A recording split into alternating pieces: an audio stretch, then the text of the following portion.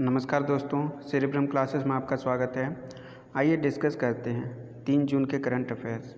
Israel और UAE के बीच मुक्त व्यापार समझौते पर हस्ताक्षर किया गया है।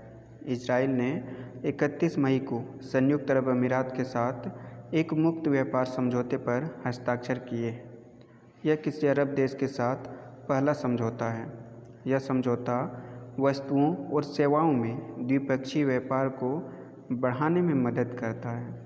संयुक्त अरब अमीरात में इजराइल के निर्यात को बढ़ाता है। यह देशों के बीच 96% व्यापार पर तुरंत या धीरे धीरे सीमा शुल्क छूट भी प्रदान करता है। यूएई इजराइल के साथ संबंधों को सामान्य करने वाला पहला खाड़ी देश था और मिस्र और जॉर्डन के बाद ऐसा करने वाला केवल तीसरा अरब देश था। अगला है, सेबी ने आईआईएफएल पर क्लाइंट फंड के दुरुपयोग के लिए 1 करोड़ रुपए का मौद्रिक जुर्माना लगाया है। सेबी ने ग्राहक प्रतिभूतियों के दुरुपयोग के लिए इंडिया इन्फोलाइन लिमिटेड पर 1 करोड़ रुपए का जुर्माना लगाया है। आईआईएफएल को 45 दिनों के भीतर राशि का भुगतान करना होगा। यह जुर्माना अप्रैल 2011 से जनवरी 2017 की अवधि के लिए आईआईएफएल के खाते की पुस्तकों के सेबी के निरीक्षण के बाद आया है। यह पाया गया है कि आईआईएफएल ने डेबिट बैलेंस ग्राहकों के निपटान दायित्व के लिए 0.59 करोड़ रुपए से 397.02 करोड़ रुपए के बीच क्लाइंट फंड का दुरुपयोग किया था। अगला है, pharmaceuticals and medical devices bureau of India ने 100 करोड़ रुपए की बिक्री को पार किया। Pharmaceuticals and medical devices bureau of India ने मई 2022 में 100 करोड़ रुपए की बिक्री को पार कर लिया है। पीएमबीआई प्रधानमंत्री भारतीय जन औषधि परियोजना की कार्यान्वयन एजेंसी है। केंद्र सरकार ने जन औषधि केंद्रों की संख्या मार्च 2024 तक बढ़ाकर 10,000 करने का लक्ष्य भी रखा है, ताकि सस्ती दर पर गुणवत्तापूर्ण दवाएं उपलब्ध कराई जा सके। भारत ने 739 जिलों को पीएम-बीजेपी के तहत कवर किया है। अगला है, भारत डायनेमिक्स ने एस्टा MK1 BVR के लिए रक्षा मंत्रालय के साथ करार किया है।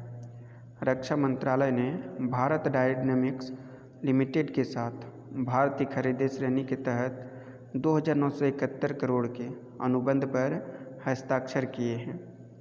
नौसेना और भारतीय वायुसेना के लिए स्वदेशी रूप से विकसित Astra MK high band visual range air to air missile और संबंधित उपकरणों की आपूर्ति के लिए अनुबंध पर हस्ताक्षर किए गए थे।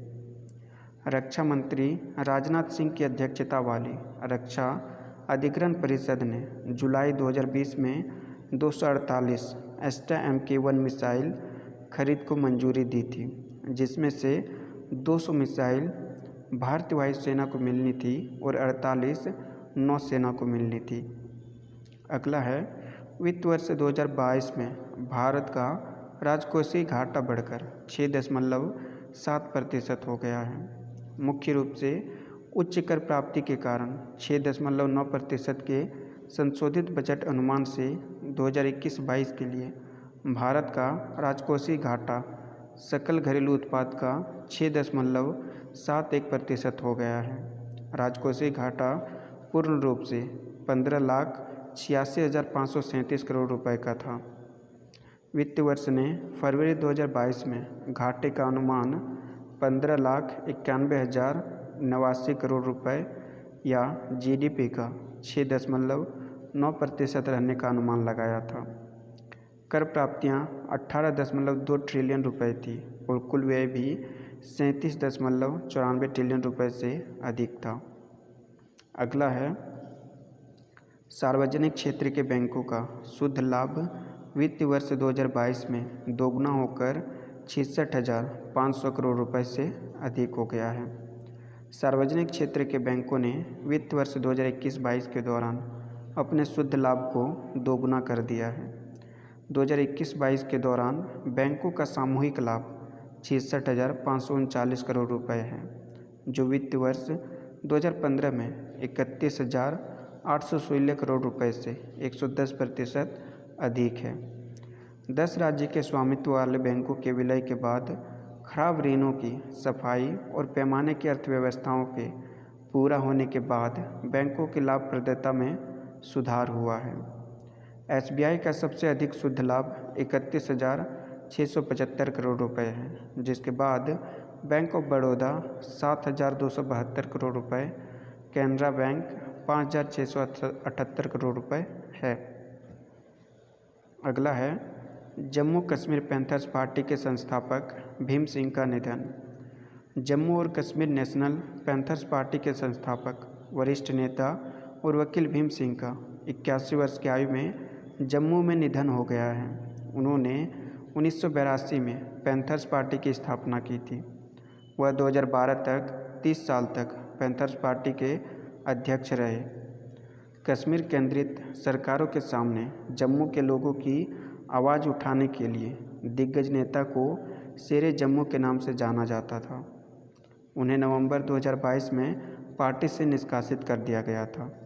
अगला है फाइनेंशियल ईयर 2022 में आरबीआई की बैलेंस शीट 8.46% बढ़कर 61.9 लाख करोड़ रुपए हो गई है। भारतीय रिजर्व बैंक की वार्षिक रिपोर्ट के आंकड़े के अनुसार 2021-22 के दौरान केंद्रीय बैंकों की बैलेंस शीट के आकार में 8.46% की वृद्धि हुई है। यह मुद्रा जारी करने के कार्य के साथ साथ मौद्रिक नीति और आरक्षित प्रबंधन के अनुसरण में इसके द्वारा की गई गतिविधियों को दर्शाता है।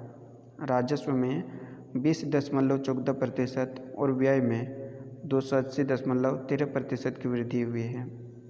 2021-22 के लिए कुल अधिशेष 30,307.45 करोड़ रुपए है, जबकि पिछले वर्ष 99,122 करोड़ रुपए था। अगला है एसबीआई के पूर्व कार्यकारी नटराजन सुंदर को NARCL का CEO नियुक्त किया गया। एसबीआई के पूर्व कार्यकारी नटराजन सुंदर को national assets reconstruction company limited का प्रबंध निदेशक और CEO नियुक्त किया गया है। उन्होंने 37 से अधिक वर्षों तक एसबीआई की सेवा की है और अप्रैल 2022 को बैंक के डिप्टी MD और मुख्य क्रेडिट अधिकारी के रूप में सेवानिवृत्त हुए हैं। NARCL कंपनी अधिनियम के तहत नियमित एक परिसंपत्ति पुनर्निर्माण कंपनी के रूप में लाइसेंस के लिए आरबीआई को आवेदन किया। सार्वजनिक क्षेत्र के बैंक NARCL में 51% स्वामित्व बनाए रखेंगे। अगला है फ्रंटियर बना दुनिया का सबसे तेज सुपर कंप्यूटर। अमेरिका ने सुपर कंप्यूटर बनाया। फ्रंटियर ने जापान के फुकाकू को दुनिया का सबसे तेज सुपर कंप्यूटर बनने के लिए पीछे छोड़ दिया है। फुकाकू को 2020 में रिकेन और फुजित्सु लिमिटेड द्वारा संयुक्त रूप से विकसित किया गया था, जो सुपर कंप्यूटर बेंचमार्किंग इंडेक्स में सबसे ऊपर है। फ्रंटियर को हेवलेट पैकार्ड एंटरप्राइज आर्किटेक्चर का उपयोग करके बनाया गया था और उन्नत माइक्रो डिवाइसेस प्रोसेसर से लैस था। फुगाकू को अमेरिकी ऊर्जा विभाग के ओक रिज नेशनल लेबोरेटरी के लिए बनाया गया था। अगला है भारतीय महिला टीम ने ISSF विश्व कप 2022 में 10 मीटर एयर राइफल में स्वर्ण पदक जीता है। भारतीय महिला शूटिंग टीम ने बाकू उज़्बेकिस्तान में ISSF विश्व कप 2022 में 10 मीटर एयर राइफल महिला टीम स्पर्धा में भारत के लिए स्वर्ण पदक का दावा किया है। भारतीय महिला टीम में शामिल हैं एलावेनिल वालारिवन, श्रेया अग्रवाल और रमिता। भारतीय टिकड़ी टीम ने फाइनल में डेनमार्क को 17-5 से हराया। रुद्रांक बाला साहेब पाटिल, पार्थ मखीजा और डेफलिम्पिंग चैंपियंस धनुष श्रीकांत के पुरुषों की 10 मीटर एयर राइफल टीम कांस्य पदक मैच में क्रोएशिया से हार गई। अगला है प्रख्यात पार्श्व गायन के का निधन। 3 दशकों से अधिक समय तक संगीत प्रेमियों को मंत्रमुग्ध करने वाले प्रसिद्ध बॉलीवुड गायक के का निधन हो गया है। 53 वर्षीय गायक का लाइव प्रदर्शन के बाद कोलकाता में निधन हो गया। के को बॉलीवुड के शीर्ष गायकों में से एक माना जाता था। के ने हिंदी, बंगाली, तमिल, कन्नड़, मलयालम, मराठी और असमिया में गाया है। के ने विभिन्न फिल्मों में कई हिट गाने गाए।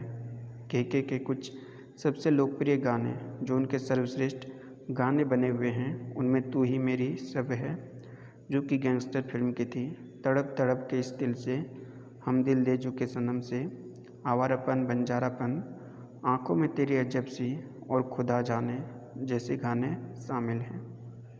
अगला है NTPC पर्यावरण संरक्षण के लिए जैव विविधता नीति जारी की।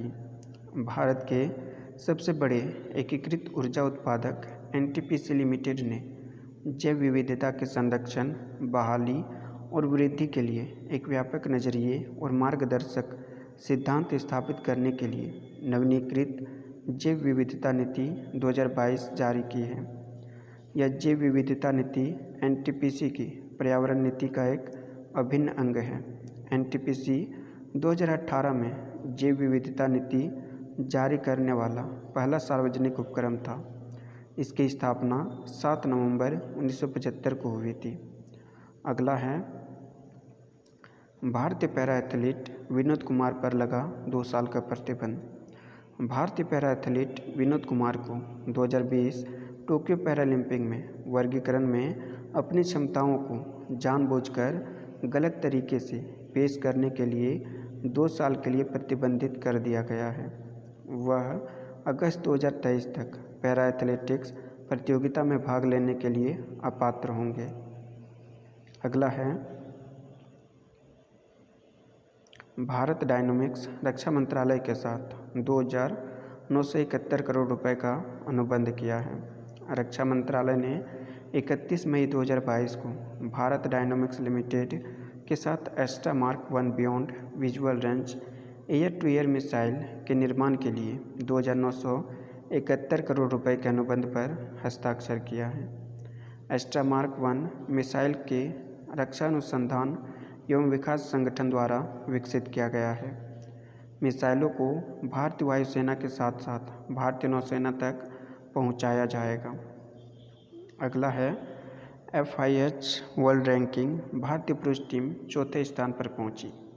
31 मई 2022 को जारी नवीनतम FIH विश्व रैंकिंग में भारतीय पुरुष हॉकी टीम चौथे स्थान पर खिसक गई, लेकिन महिला टीम ऊपर उठकर छठे स्थान पर पहुंच गई। शीर्ष पर ऑस्ट्रेलिया और नीदरलैंड पुरुषों और महिलाओं की रैंकिंग में दुनिया की नंबर 1 रैंकिंग वाली टीमें बनी रहीं। पुरुषों की श्रेणी में नीदरलैंड ने भारत को पीछे छोड़कर तीसरा स्थान हासिल किया। अगला है भारतीय महिला निशानेबाजी टीम बाकू में ISSF विश्व कप 2022 में स्वर्ण पदक जीता है। भारतीय महिला निशानेबाजी टीम ने 31 मई 2022 को बाकू में ISSF विश्व कप 2022 में 10 मीटर एयर राइफल महिला टीम स्पर्धा में भारत के लिए स्वर्ण पदक जीता है। भारतीय टीम में एलावेनिल वलारिवन, श्रेया अग्रवाल और रमिता शामिल हैं। बाकू में चल रहे ISSF विश्व कप में यह भारत का पहला पदक था। भारत की टिकड़ी ने स्वर्ण पदक के मैच में डेनमार्क को 17-5 से हराया। भारत पाकिस्तान के बीच सिंधु जलवार्ता नई दिल्ली में हुई। भारत और पाकिस्तान ने 30 मई 2022 को स्थायी सिंधु आयोग की बैठक का एक और दौर शुरू किया। यह बैठक प्रतिवर्ष सिंधु जल संधि 1960 के तहत आयोजित की जाती है। पिछली बैठक 23-24 मार्च 2021 को नई दिल्ली में हुई थी। सिंधु जल संधि भारत और पाकिस्तान के बीच सिंधु नदी और उसकी सहायक नदियों में उपलब्ध पानी का उपयोग करने के लिए एक जल वितरण संधि है। उत्तर प्रदेश हॉकी 12वीं हॉकी इंडिया जूनियर पुरुष राष्ट्रीय चैंपियनशिप जीती। उत्तर प्रदेश हॉकी ने 29 मई 2022 को फाइनल में हॉकी चंडीगढ़ को हराकर 12वीं हॉकी इंडिया जूनियर पुरुष राष्ट्रीय चैंपियनशिप जीती। फाइनल मैच तमिलनाडु के कोविलपट्टी में हुआ था। हॉकी हरियाणा ने हॉकी ओडिशा के खिलाफ 3-0 से जीत के साथ प्रतियोगिता में तीसरा स्थान हासिल किया। उत्तर प्रदेश हॉकी ने 2021 में 11वीं हॉकी इंडिया जूनियर पुरुष राष्ट्रीय चैंपियनशिप भी जीती थी। अगला है, गुजरात सरकार मिट्टी के संरक्षण के लिए ईसा आउटरीच के साथ समझौता किया है। गुजरात के जलवायु परिवर्तन विभाग ने दुनिया भर में सेव सॉइल पहल में शामिल होने के लिए एक समझौता ज्ञापन पर हस्ताक्षर किए हैं। ईसा आउटरीच के संस्थापक और आध्यात्मिक नेता सदगुरु और गुजरात के मुख्यमंत्री श्री भूपेंद्र पटेल ने अहमदाबाद में एक समझौता ज्ञापन पर हस्ताक्षर किए। जग्गी सदगुरु दुनिया भर में मुद्रा पुनर्जनन अभियान के बारे में जागरूकता बढ़ाने के लिए 100 दिवसीय मोटरसाइकिल यात्रा पर निकले हैं। यूरोप, मध्य एशिया और मध्य पूर्व के माध्यम से 30,000 किलोमीटर की यात्रा मिट्टी के महत्व पर नीति निर्माताओं के बीच जागरूकता बढ़ाने का एक प्रयास है। अगला है, गुजरात राष्ट्रीय शिक्षा मंत्रियों के सम्मेलन की मेज़बानी करेगा।